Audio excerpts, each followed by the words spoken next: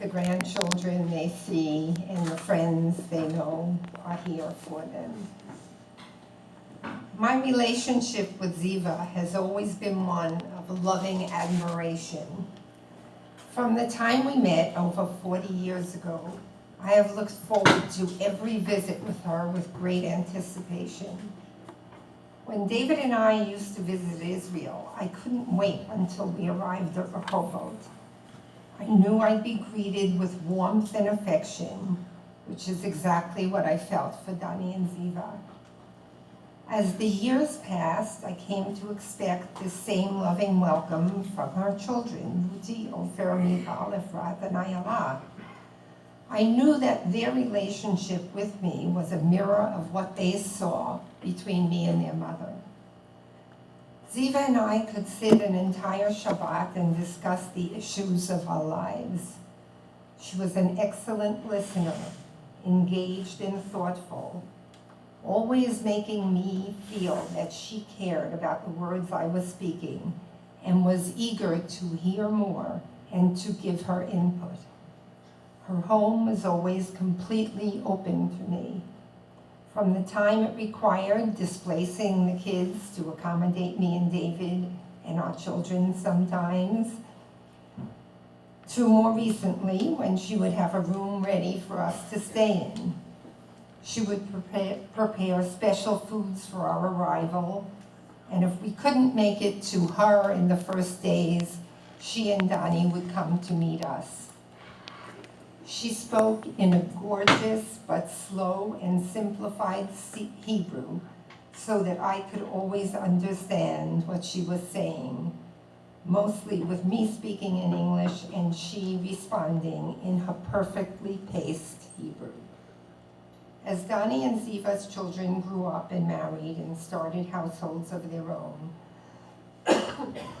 the love Ziva established for me and David extended to their homes as well. For my children, Zvi, Dov, Tali, and JJ, Ziva was an extremely special aunt. Their connection completely defied the gaps, often months or even years, between their interactions. Her house was home base for them during all their stays in Israel over the years. And again, as my children grew and developed families of their own, this remained true. I have my granddaughter here today. When David was sick and Dani and Ziva came to visit Israel visit us in the U.S. several times, it was a source of great strength for me to see the power of the relationship I had treasured for so many decades. In her visits with David, I had never imagined that soon I would be mourning her as well. When David passed away, I briefly worried that this closeness might weaken or change, but Ziva and Dani made it completely clear that it would endure. The four of us had always planned that when everyone we retired, we would join each other on trips around the world.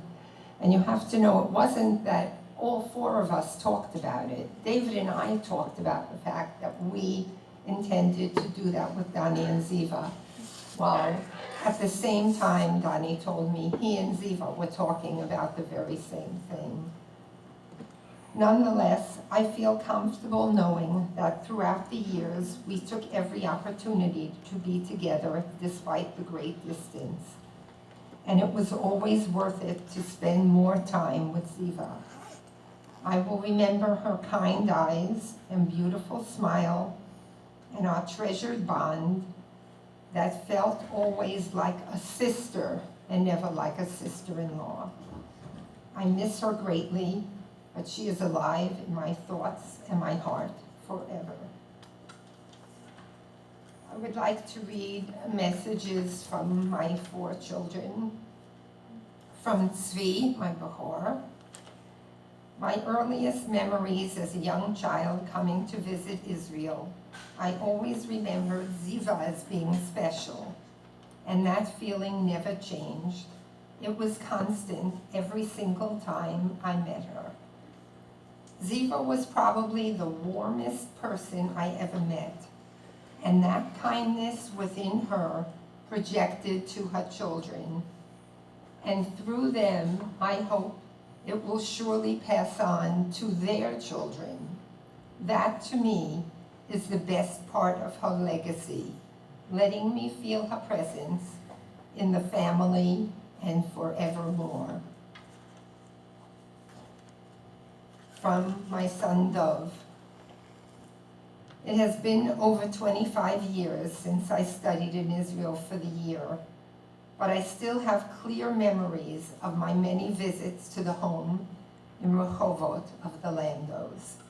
It was the first time I was away from home for so long and in Israel by myself. I assume that is why my time with family here in Israel took on so much more significance for me. It was wonderful to be in the Rehovot apartment where I was made to feel like an immediate family member. Always at the heart of everything, there was Ziva. To me, she was calm and nurturing and a rock that anchored the family and the home. She treated me as if I were her own and always made me feel welcome and wanted. It was a loud and lively home, but Ziva ran a tight ship, and there was control in the chaos, and everything operated smoothly. I will always remember her like that, strong and dignified, but also warm and caring. I miss her and will never forget her. Dov. And for my daughter Tali, my Aunt Ziva always made me feel special. When I was 12 years old, I spent 6 weeks in Israel, 4 at a camp and 2 between Judah and Pitzi and Dani and Ziva. At that time, there were very strict rules in Ziva's family. No drinking during meals except water, and definitely no sugary treats. But for me, Ziva made a huge exception. She knew I was homesick and that I loved soda and marshmallows. So the table was set every Shabbat meal with my special seat, with my own bottle of cola and bags of marshmallow for dessert. Ziva spoke to me in a special Hebrew. There was something beautiful about the way she knew how to talk to me so that I could always understand and feel comfortable. I looked forward to our talks over the years. She listened in a way that felt more real and not distracted, as most conversations are. I knew whenever I visited that her home was wide open and that she'd prepared something special for my arrival. When my father was sick, she and Dani were visiting, and I was still in the middle of my own cancer treatment. We had a conversation that I will never forget. At that time, she still didn't know that something was happening within her own health. I was going through these 2 overwhelming life experiences, but I had returned to work and fallen back into my usual stressful pattern of behavior as if nothing had changed. She pulled me aside and asked me, "What makes me happy?" It was one of those obvious questions that is either impossible or simple to answer, but for some reason it made me cry. I think it was because I didn't know the answer. I said I just wasn't sure on a bigger scale. But like my father, I love coffee. Whenever I walk into Starbucks and order my chai latte, I have this moment of bliss right when they hand me my drink, and it is one of my life's little happinesses. "Do that then," she said. It's a bit ironic that Ziva, who was not a frivolous spender, was encouraging me to feel free to spend hundreds of dollars on overpriced coffee at Starbucks.